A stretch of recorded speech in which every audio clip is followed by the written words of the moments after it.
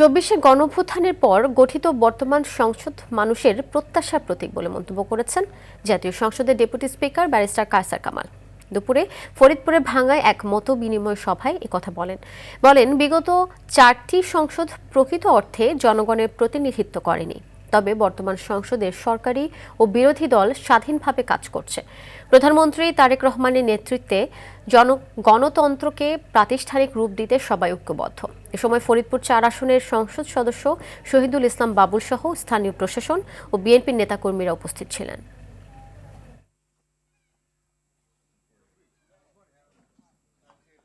24-এর ছাত্র গণ অভ্যুত্থানের পরে যে নতুন মহান সংসদ নির্বাচিত হয়েছে, সেই সংসদের কাছে আপনারা যেমন বললেন মানুষের প্রত্যাশা অনেক, আমরাও সেটা বিবেচনা করি।